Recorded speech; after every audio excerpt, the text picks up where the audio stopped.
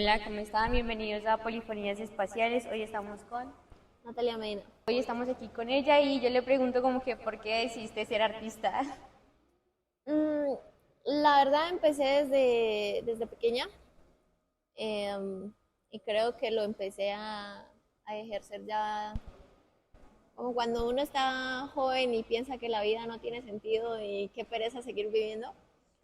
Entonces fue el mecanismo de defensa que obtuve para escapar un poco de la cotidianidad. Empecé en lo que fue cuarto y quinto de primaria, haciendo dibujos, calcándolos y vendiéndolos a 200, 300, 400 pesos en el Desde colegio. pequeña Desde emprendiendo. pequeña. Me gusta, me gusta. Entonces, primero lo usé por ese modo de hacerme la plata para los descansos, por decirlo así. Posteriormente tuve mi primera relación. A los 14, 12 años empezó mi primera relación. Y fue una relación que en esa época era lo mejor, pero un poco tormentosa, diría yo ahora. Y lo hacía mucho de regalarle cartas, dibujos y pendejadas de esas. Pero cuando terminó, entonces lo utilicé de mecanismo de defensa, de dibujar lo que sentía, el hacer garabatos, rayones, círculos en el colegio. En esa época me di cuenta que era buena, por decirlo así, en el dibujo. Posteriormente me impulsé más por una profesora que considero que sin ella no hubiera llegado a impulsarlo, porque ella se dio cuenta que me gustaba estar rayando. Entonces me daba clases en horas extracurriculares del colegio. Me decía: Nata, mira, se pinta así. Me cogía a mí sola a explicarme y me ponía retos. Me decía: haz esto. Y yo: pero pues, está muy duro. No, tú puedes. Entonces ella empezó como a impulsarme eso, y gracias a ella empecé como a hacer trabajos más difíciles, que yo decía: pues yo no soy capaz de hacer eso. Pero considero que ella fue un pilar para que llegara a explotar más lo que yo ya sabía que tenía. Posteriormente a ella entré a hacer un curso en Cofacauca de técnicas mixtas. Ahí pude ver lo que era el acrílico ya, porque antes era solo lápiz y color. Ok. Eh, con el profesor entré a ver también lo que fue maquillaje artístico, lo que es heridas y todas esas cosas de látex. Entonces me empezó a gustar eso. O sea, también sabes hacer el tema del látex De y de látex y máscaras y... heridas y máscaras, y eso sí. Me gusta más el maquillaje látex que el de pintucaritas y eso de niños, porque el látex te permite crear como esa sensación de que la herida está abierta y esa sangre. Entonces, ese lado me gusta.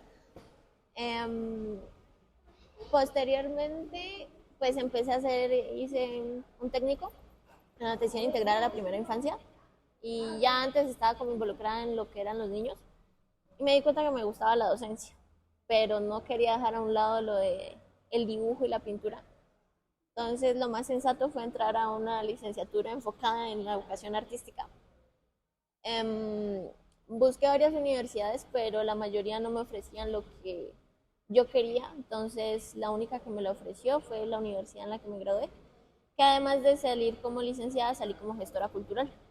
Tú sales como gestora cultural Sí, de la FUT, ¿me de dijiste? la FUC. Ok. Entonces, la universidad o el perfil con el que nosotros salimos es licenciados en educación artística, y no nos encierra en lo que es la educación básica, que es lo que tienen otras universidades, sino que nos permite ejercer en todos los niveles educativos, al igual que podemos salir como directores, rectores, podemos ser directores de museo, directores de teatros y así. Al igual que salimos como gestores culturales, porque nos enfocamos también en la rama cultural.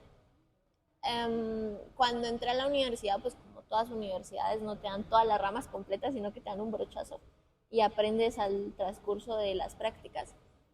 Tuve la oportunidad de conocer a dos maestros de aquí de la ciudad, que es el maestro Jamir Martínez, trabaja en el óleo también desde hace muchos años, y el maestro Adolfo Torres, que es reconocido internacionalmente, no sé si lo conoces. No, no he Tiene escuchado. una hoja de vida de locos. Si quieres hacemos una entrevista con él también. Te Ay, puedo escribir. genial. Em, entonces entré a trabajar con ellos, y ellos ya me empezaron a meter más en la pintura y en la figura humana y cosas por el estilo. Les servía de modelo a veces. Entonces, con ellos empecé a empaparme más sobre la técnica a profundidad.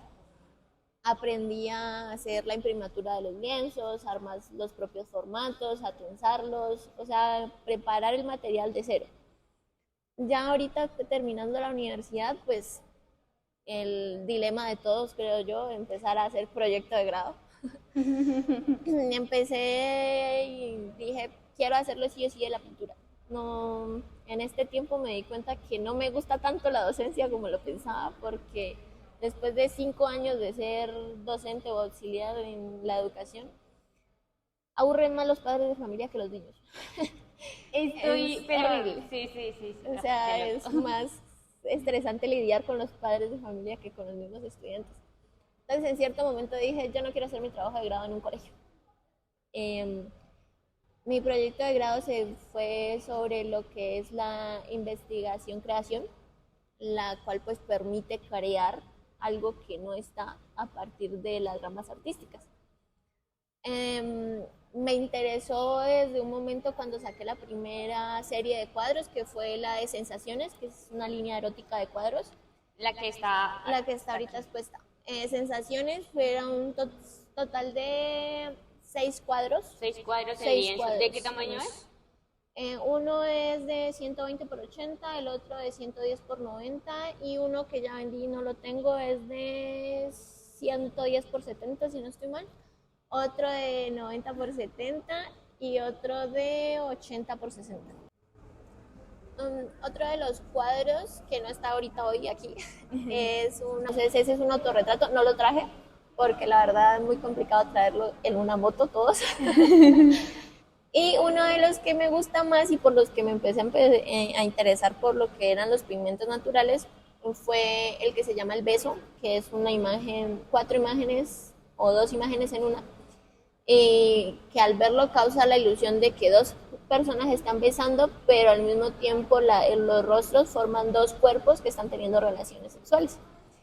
Ese está manchado con pepa de aguacate y café en el fondo. Entonces, a partir de ese cuadro me interesó mucho el trabajar con los pigmentos orgánicos. Y dije, pues me voy a ir por ese lado de crear obra artística a partir de los pigmentos y el cómo yo misma puedo manipularlos para que lleguen a eso. ¿Cómo llegaste a los pigmentos naturales? Sí, por lo menos este que está aquí es cúrcuma, mira. Entonces, la cúrcuma se utiliza en otros países para cocinar. Pues y mancha impresionante. Hagámoslo acá. Entonces, en la investigación yo hice fue el proceso de tomar cada una de las plantas, flores, vegetales y verduras y empezar a deshidratarlos. Obviamente haciendo la desinfección previa, matando los bichitos que tuvieran, hongos y demás. Y posteriormente los secaba, los hice todo en microondas, se pueden secar al aire libre, pero pues se demora más. Sí, porque yo he querido secar la arracacha, la morada, porque me parece que tiene muchos nutrientes y dije como que no voy a empezar a consumirla en polvo y también quería sacar pigmentos. Se demora mucho en secarse y además de que se corre el riesgo de que le salga hongo. Esa específicamente que dices es muy húmeda, okay, y se demora hartísimo en secar. Por lo menos, a ver, te cuento, la flor, el geranio común, que son los que están aquí en el patio, se demoran 5 minutos en secarse, en microondas. Ay, Pero la remolacha, o la que me dices, creo que es la remolacha, se demora 30 minutos en secarse en microondas. ¿Y el rojito, el achote? El achiote se demora 5-30 minutos, aunque como él viene en pepa ya, entonces también la pepa, si quieres, para que el proceso sea más rápido, lo machacas con un molinito, esos que usaban las abuelas antes, o en licuadora. Ah, ok. Por lo menos, a ver, esta es flor de Jamaica. La flor de Jamaica la venden ya en bolsitas para hacer té, como ya deshidratada. Entonces, lo puedes triturar en el mortero, que se llama, para crear el polvito y después añadirle al aglutinante o directamente licuarla. Y ahorita la ves con un color rojizo, pero cuando se seca se pone en este tono, como gris.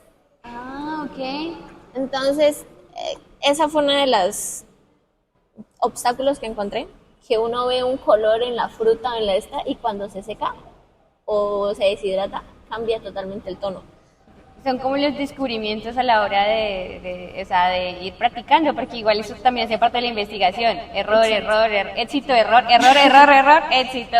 Por lo menos la remolacha da un color impresionante, que tú lo miras y te mancha las manos cuando estás cocinando o haciendo algo con la remolacha en la cocina. La secas y sí queda con ese color.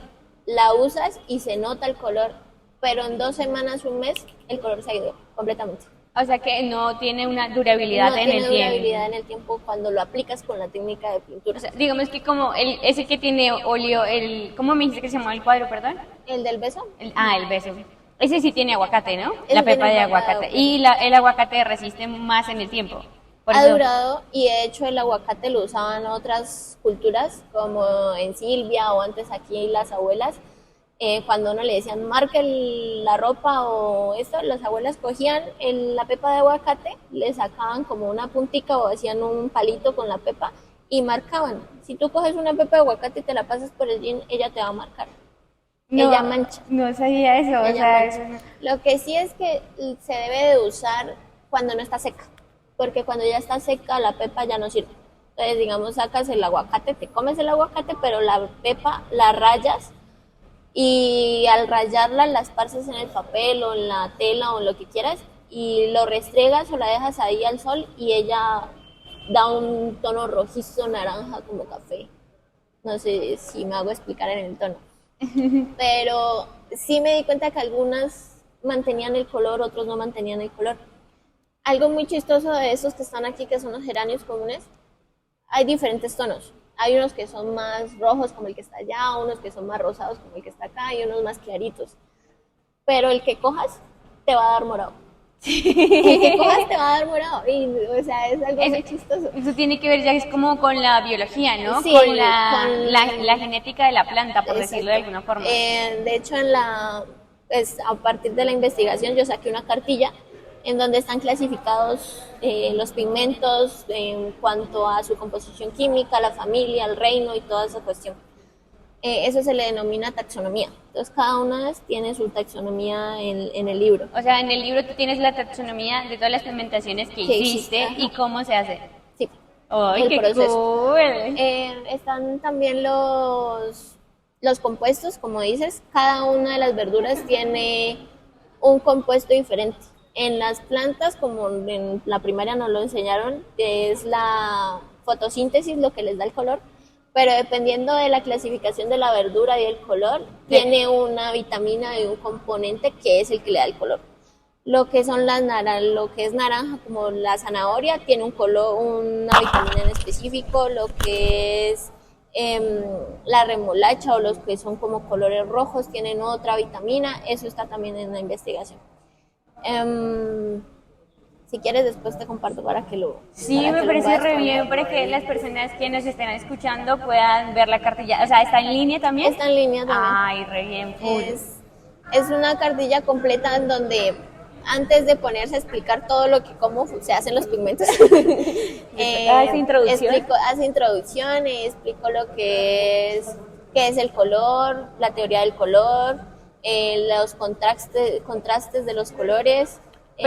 Pues es que también el podcast es como una pequeña iniciativa de eso, o sea, como que yo no soy artista, pero sí me gusta el arte y pues tampoco es como que vaya a abarcar todo, pero en la medida en que yo vaya aprendiendo, es como que en la medida en que la audiencia va a poder ir aprendiendo, porque pues lo chévere de una obra o de algo que se realice es que tenga una audiencia. Me parece que eso tiene que ir como de la mano, ¿no? Y a veces no pasa eso porque ha habido como atraso en ciertas cosas, entonces la gente no percibe el arte o no lo tiene como una cosa primordial, ¿no? Sí, en la investigación tomo en cuenta lo que dices. Hay un pedagogo que se llama John Dewey. John Dewey habla que hoy en día el arte está en un escalafón más alto y que las personas en lo cotidiano están abajo. ¿Por qué? No sé si te has dado cuenta en el tiempo que estamos aquí sentadas, que las personas pasan, miran los cuadros, 5 segundos y van caminando, miran y siguen. Entonces pasa eso con el arte en la vida cotidiana. No nos tomamos el tiempo de parar, mirar y reflexionar y pensar ¿Qué te está transmitiendo la obra de arte que hay ahí? Es como un baile. John Dewey dice que hacemos un baile con el arte y que no somos conscientes de que el arte es una experiencia de vida y que a través del arte aprendemos. ¿Qué pasa cuando no somos conscientes de eso? Tú cuando te levantas, no solo te levantas y coges la ropa que encuentras y chao, me voy. Haces una composición artística. Dices, este pantalón me queda bien con esta blusa me queda muy suelta y el pantalón es suelto, entonces no me queda bien. Los jeans, los zapatos son muy altos y me veo como con las piernas cortadas, entonces escojo otro tipo de zapatos. Eso es una composición. Mi primera composición es este atuendo del día, ¿no? Pues estamos así. Al igual que el maquillaje que te hagas, si te maquillas, si te coges el cabello, porque la blusa tiene un corte del cuello en específico. O sea, siempre hacemos una composición artística nosotros sin darnos cuenta. De formas inherentes. Exacto. Yo por lo menos sí soy como muy, a veces voy por la calle y veo algo que me impacta y me quedo como, wow, qué lindo lo que estoy viendo. O sea, pero también es como la ligereza del sistema, ¿no? Porque es que todo como un montón de funciones que hacer, ir a este lugar hasta esta hora, y entonces uno se vuelve como deshumanizado y no le da el valor tanto al arte como a la vida, ¿no? Porque el hecho pues de ver ya es una implicación grandísima, pero como todos vemos, entonces lo naturalizamos. Pero la gente que es ciega, pues imagínate como que si pudieran ver un amanecer, eso sería otra onda. Entonces es como también como eso sería como la ventana del arte, o sea, como si la gente realmente apreciara y le diera el valor que eso se merece, el mundo podría cambiar de, o sea, un poco más. Yo creo en eso, ¿no? Sí, por lo menos la mayoría de las personas en cierta época vivimos en automático. Entonces es el vamos para allá, vamos para acá, vamos para allá, vamos para acá.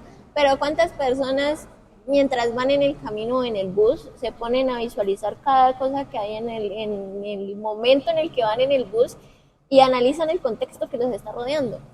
Muchas personas de aquí de Popayán dicen, ¿el centro qué?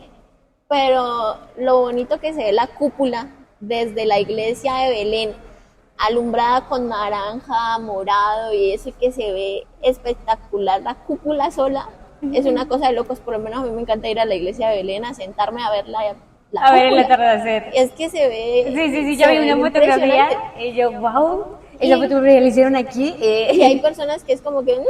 o hay personas que dicen Popayán no tiene historia. Popayán tiene túneles. Popayán, supuestamente, hay un libro que se llama Mitos y Leyendas de la ciudad de Popayán, y que dice que en la torre de reloj está enterrado Don Quijote de la Mancha.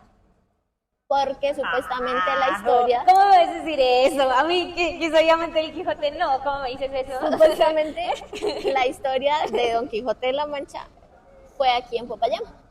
Y el libro, la historia está inspirada aquí en Popayán y se dice que es un libro basado en hechos reales y supuestamente está enterrado en la Torre Reloj. Son mitos y leyendas que uno dice nada, pero otra es, supuestamente, abro comillas, en el Morro, en donde estaba antes la estatua del caballo, el escultor que hizo la escultura, valga la redundancia, se inspiró en un caballo que en esa época era un caballo de fino, por decirlo así, de competencias, y lo secuestró para poderlo esculpir. Entonces lo secuestró porque como todo escultor necesita el modelo al frente, entonces lo secuestró, hizo la escultura, lo mató y abajo en esa superficie que que estaba la estatua está enterrado el caballo. Es otra historia, otro mito, pero no se sabe si será verdad. Tocaría que romper ese pedazo de pared que hay ahí. Me parece que las invenciones de cómo nos vendieron la ciudad no son tan reales. O sea, como que sí, bueno, aparte que es una ciudad colonial, pero también tiene otros matices, como los que acabas de mencionar, ¿no? Y sí, yo he notado como últimamente un giro dentro de la ciudad, como de antes y de ahora. Solo que no se percibe tan fácil, es como que toca levantar un velo. Literal, es como que sí me ha pasado mucho porque, o sea, para mí a veces Popayán es como una ciudad muy ajena, o sea, como que yo no me siento cómoda, pero a veces digo como que, wow. Otra cosa es, Popayán tiene túneles.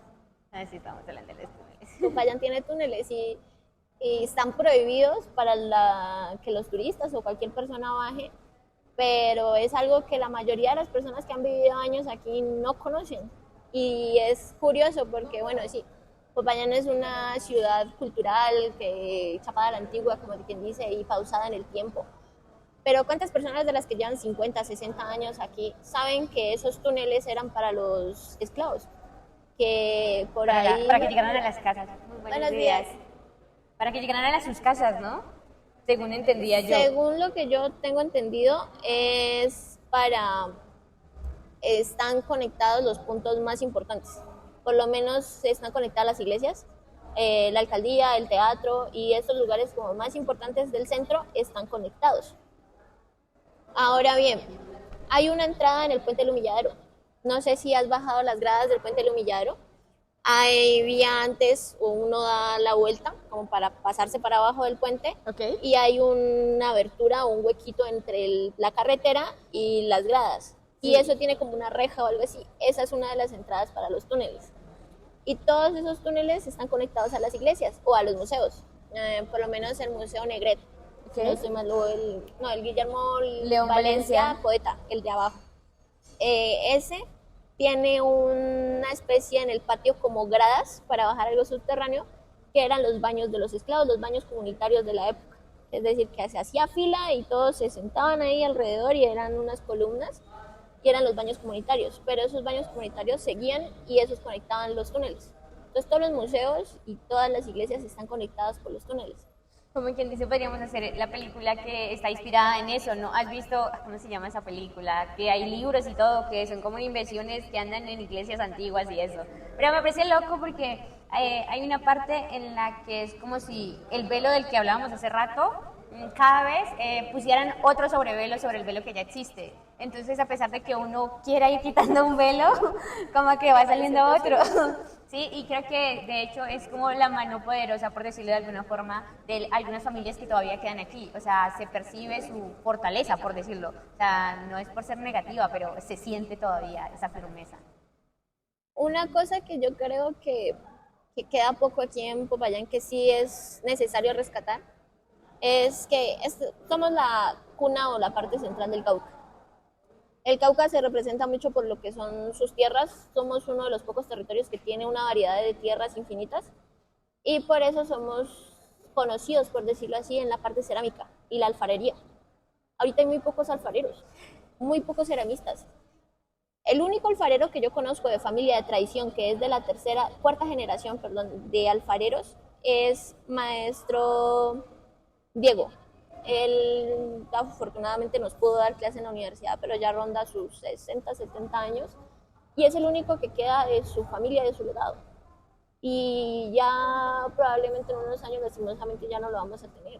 Y sus hijos ya no tomaron el camino de la alfarería. Entonces, ¿cómo pasamos de tener el centro histórico a base de barro y de todo lo que se hacía en esa época a que ahorita ya no se va a conocer eso? Y es re dialógico eso, en un sentido en el que el mundo va avanzando a, bueno, sí, el capitalismo, las nuevas formas de construcción, pero hay un punto en el que la contaminación también nos lleva a retornar a las formas antiguas de cómo se construía. Entonces ahí el barro vuelve a tomar como una fuerza, porque, o sea, mi casa viejita también está hecha de barro. O sea, yo amo mi casa viejita. Pues ahorita ya vivimos en la casa nueva, por decirlo de alguna forma, que está hecha a base de ladrillo y cemento. Pero en mi casa vieja se siente el calorcito rico y cuando hace invierno no se siente frío. Entonces es ver como ese otro contraste en el que en un punto vamos a tener que volver a esas herramientas que estamos dejando de lado, como tú lo estás diciendo. Una cosa chistosa es que yo tuve la oportunidad de trabajar un tiempo haciendo publicidad en el teatro, Guillermo. Y un día llegué y entré a la oficina del director del teatro y habían unas armas pesadas de guerra, oxidadas, o sea, viejas. Yo le dije, él se llama Oscar, no sé si sigue siendo el mismo director. Le dije, Oscar, ¿qué es eso? Me dijo, no, es que nos tocó que arreglar algo en el sótano y las encontramos. Estaban como vigas en la estructura que arreglamos. Y yo, ¿en serio? Me dijo, sí, son armas de la época de por allá de la Primera Guerra Mundial y son pesadísimas. ¡Qué loco! Yo dije, qué loco, o sea, la ciudad en esas paredes viejas que no se han reconstruido, cuántas cosas no hay escondidas. Es heavy porque O sea, es como que dentro de estas paredes tan gruesas pueden esconderse muchos secretos. como pueden haber armas, pueden haber cuerpos. Y así como las personas como nosotros o que están en el ámbito de esto artístico, se preguntan, esta historia o esta ciudad guarda muchos secretos. Por eso tantos velos. Otra cosa, lo que hablábamos o lo que decías ahorita de lo ambiental. Una de las cosas por la que principalmente también me tomé la iniciativa de hacer la tesis o la investigación a base de los pigmentos orgánicos fue eso. La crisis ecológica, por decirlo así, en Colombia es sumamente alta en cuanto a contaminación por pigmentos industriales. En Medellín hay un río, que es un río que pasa por los barrios, que se llama el Río de los Colores. Pero el río tiene esos colores, ¿por qué? Porque hay una empresa industrial que los desechos van a dar a ese río. Y como trabajan lo que son los pigmentos industriales, entonces el río tiene sus colores, pero por la contaminación. Pero es muy loco porque se supone que también en Medellín es la industria pues de ropa y la industria textil es una de las más contaminantes a nivel mundial. Y el hecho de que, bueno, seamos afortunados en ese sentido, pero que también haya un contradebate de la contaminación que le están generando al río, ¿no? Exacto. Ya. Además de Medellín, hay otras ciudades que tienen muchos conflictos ambientales por las industrias. Está que en Colombia ocupamos hay un ranking entre todos los países, siempre lo ha habido, pero este ranking habla sobre la contaminación del aire. Colombia, si no estoy mal, está entre los 80 primeros puestos de los países más contaminados en el aire. Sobre todo por Bogotá, Medellín y Cali. Bueno, creo que el Barranquilla también juega un papel importante. Las ciudades principales tienen un papel fundamental en lo que es la contaminación. Bien, señorita. Listo. Vale. Además de la contaminación de la que hablamos, uno de los aspectos que tuvo relevancia en la investigación es lo caro que es el arte. Los materiales para hacer arte. Exacto. ¿No? Por lo menos ahorita fácilmente tú puedes conseguir el lienzo, que es el material en el que empecé a trabajar y que más trabajo. Está en 20,000 pesos el metro. Pero no solo es el lienzo lo que tienes que comprar para hacer la pintura, porque el lienzo solo y los óleos no te va a servir. Al lienzo hay que hacerle una imprimatura. El químico que se utiliza para la imprimatura, el más económico, está en 60,000 pesos. Que te rinde hartísimo, sí, pero pues pero se te acaba y ahí quedas. Los tarros de óleo están entre 15 y 16,000 pesos. El óleo pues necesita los pinceles. El juego de pinceles cuesta entre 11 a 12,000 pesos. Y está lo que son el disolvente, que es a base de mitad de aceite de linaza y trementina. Que en Quimpo lo consigues más económico y que te viene el litro. Pero si uno va a las papelerías, el tarrito solo del disolvente te cuesta 30, 40. Cuando en Quimpo los puedes comprar los dos por el litro en 30,000 pesos. Y son datos que parecieran pero por lo menos no relevantes, pero lo son para un bolsillo de un estudiante promedio que a duras penas tiene acceso para entrar a estudiar. Esa es como una brecha económica entre producir y crear arte para gente accesible, ¿sabes? Exacto. La otra vez yo estaba en la papelería central comprando el papel acuarela. Ese tiene un valor de seguridad para ti y para mí. La otra vez estaba en la papelería central comprando papel acuarela y había una chica que estaba comprando el disolvente que te digo en tarrito del tamaño de una pintura, de esos acrílicos chiquiticos. Ay. Y la estaba comprando y la compré. Yo, me dio cosa como decirle, venga, no la compré. Pero yo me quedé por ahí ojeando y ya cuando ella salió, yo dije, ven, ¿tú pintas? Me dijo, sí, soy estudiante, estoy aprendiendo a pintar en óleo. Yo dije, el disolvente te sale más económico si lo compras en Quimpo. Te sale así, lo puedes conseguir acá.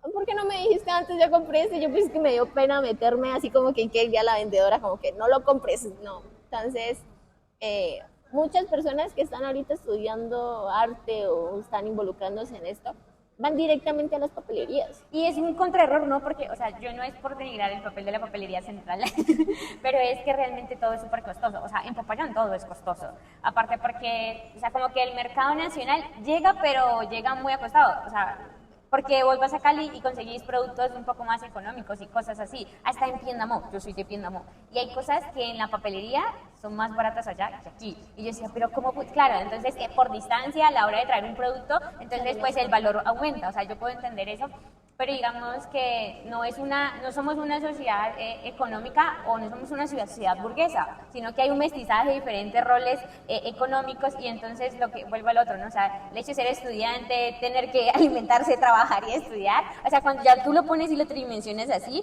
entonces, y quiero producir algo, pero también quiero ganar, ¿no? Pues no ganar en un sentido de poder, sino pues para poder mantener o sostener una vida. Entonces, esa es como la otra discusión que tiene el artista en Popayán también, ¿no?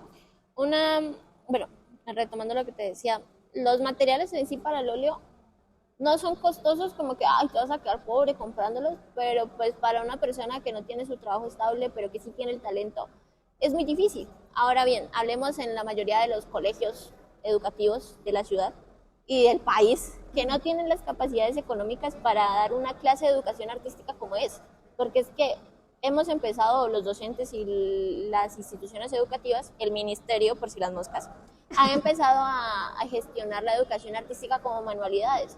La educación artística no son manualidades.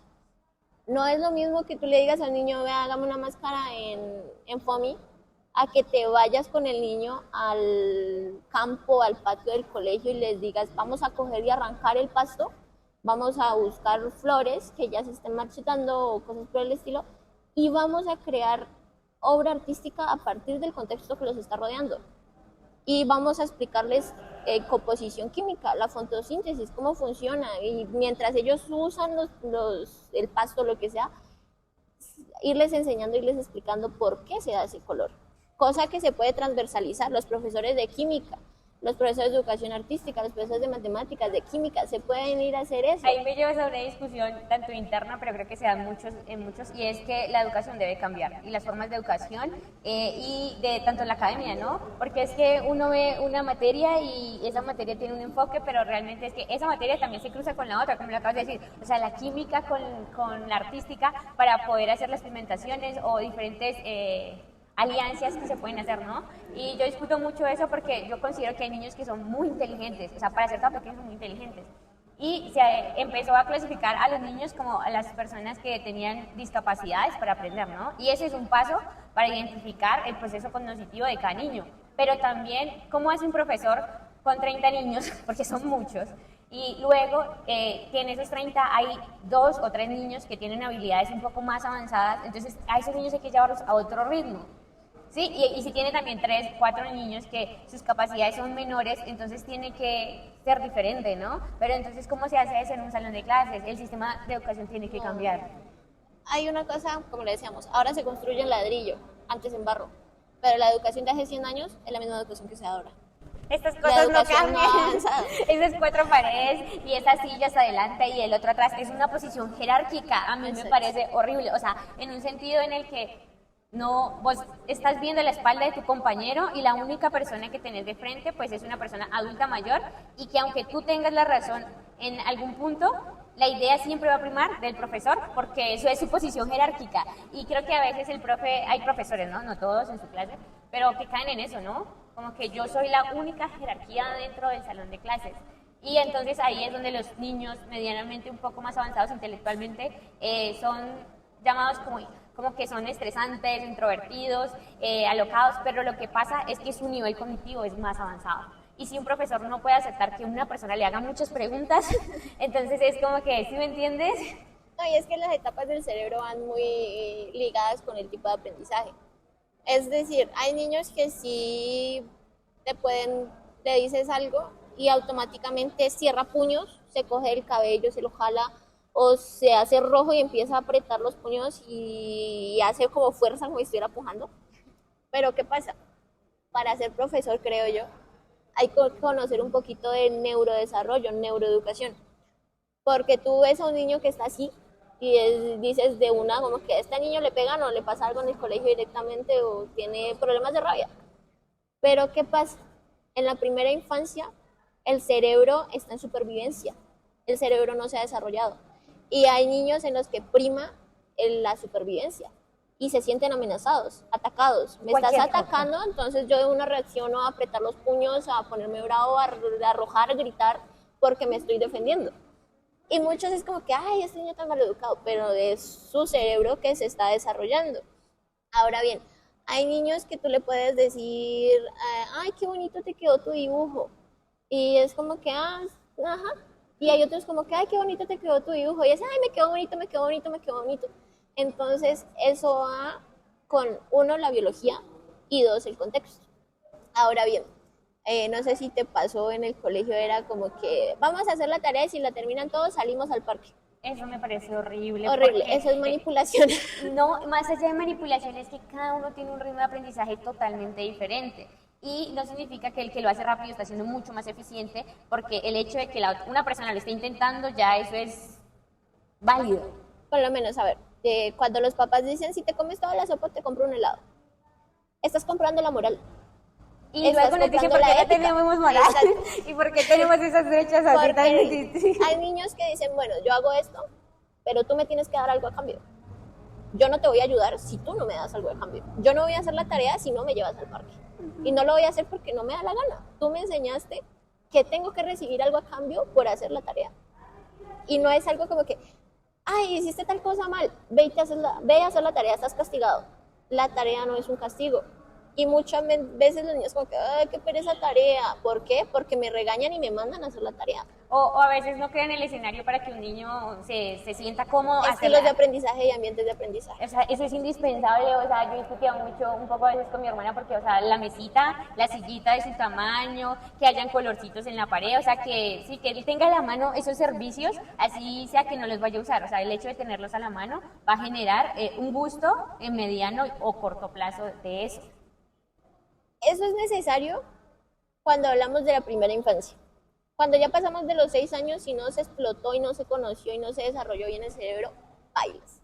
Un niño ya cuando el papá dice a los 9 años, no, a mi hijo le falta esto y me voy a sentar a trabajar con él, un niño ya no te va a hacer caso a los 9 años. Te va a mandar a comer de la que ya sabemos. Porque si no te tomaste el trabajo de sentarte, no vas a hacer nada. Es como los papás que dicen, ¿por qué no hiciste la tarea? No dijiste que tenías tarea, que me escondiste el cuaderno. Pero es que yo prefiero esconderte el cuaderno a mostrártelo porque de una te lo muestro y me pegas el grito de Dios Padre. O no me explicas la tarea, o si me la explicas gritando. O sea, parece que no, pero es una transición intergeneracional muy grande. Yo solo diría que para cerrar ese tema también es la vocación, ¿no? Hay gente que nace para ser profesor y que yo creo que cada uno de nosotros en su momento ha tenido un profesor que lo llevó a donde uno está ahora, ¿no? Y pues gracias a esos buenos maestros que han tenido vocación, pero también por el contrario hay gente que no tiene vocación y está ejerciendo eso y está dañando 30 almas diarias. Una cosa es, había un profesor en la universidad que falleció lamentablemente, pero tenía una frase que nos decía todos los días, cada vez que llegaba. Una cosa era que podía llegar y escribir zorra en el tablero. Okay. Y nos preguntaba, ¿qué dice ahí? Entonces, pues dice zorra. ¿Qué dice ahí? Y así nos tenía unos 30 minutos. Y decía, ahí dice arroz. Si lo lees al revés, dice arroz. Y ustedes como profesores tienen que aprender a ver las cosas desde otro punto de vista. No se tienen que quedar en ese espacio nomás. Y la frase era, maestro, profesor, es el que enseña a pescar y no da el pescado. Yo estoy totalmente de acuerdo con esa frase porque, pues, en mi casa me enseñaron eso, o sea, a trabajar, a molerme la vida. Y yo le agradezco mucho por eso, ¿no? Porque eso también hace parte de cómo se forja uno como persona. Pero, a veces es denso, a veces uno tiene contradicciones con esa idea. Pero que en el futuro, obviamente, uno sabe que todo lo que está logrando ha sido como a pie, a músculo. Entonces, la moral de uno se construye también con eso, se reafirma. En el que, bueno, yo tengo que actuar bien, no por complacer a nadie, sino porque actuar bien es una forma de obrar y eso tiene sus beneficios.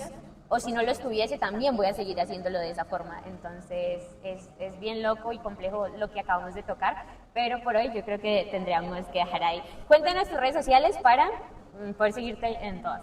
Vale. Como cierre te voy a hacer un último comentario. Oye. La investigación en sí, o lo que buscaba finalmente con la investigación, era uno, pues crear la obra artística a partir de los pigmentos, dos, crear esa conciencia ecológica de la que hablamos, y tres, generar o llevar una herramienta tanto al taller del artista como a las aulas. Impulsando un poco lo que tenemos en el Cauca, todos los materiales que hay, todos los territorios y las comunidades indígenas que todavía practican esto de manchar las telas con los pigmentos naturales. En sí, mi obra, mi trabajo está en Instagram como Inspirarte JM, en minúscula, todo junto. Y Pero tiene un guión, ¿no? si le pones el guión no aparece, aparece otro, no sé por qué. No, a mí me apareció con Sí, el con el guión. guión, bueno, entonces Inspirarte raya JM, todo en minúscula. El raya al piso. En Facebook es Inspirarte, pero la I y la A de Inspirarte con mayúscula, la I y la A, raya al piso JM en mayúscula. Ok. WhatsApp, pues es 314-819-6321. También haces retratos y Hago obras retratos personalizadas. y obras personalizadas, clases personalizadas también. Ahorita estoy trabajando con un colegio que es el Guillermo León Valencia y posiblemente el próximo año ya entre a hacer lo que estamos hablando, capacitar colegios y estudiantes en esto de crear los propios pigmentos. Entonces es un proyecto que todavía está en veremos, que no me han confirmado si sí lo vamos a poder hacer o no lo vamos a poder hacer. Y si sí lo vamos a poder hacer, entonces se van a capacitar a ciertas instituciones vulnerables y a licenciados que se están formando ahorita en educación artística para que cuando salgan puedan implementarlo también. Ok, súper, súper cool. Un abrazo desde Polifonías Espaciales. Espero que a cada uno de nosotros pues, nos haya alimentado. Yo siento que realmente tener una perspectiva diferente puede ayudar a construir muchas cosas. Y entonces un abrazo y gracias por participar hoy. Gracias a ti.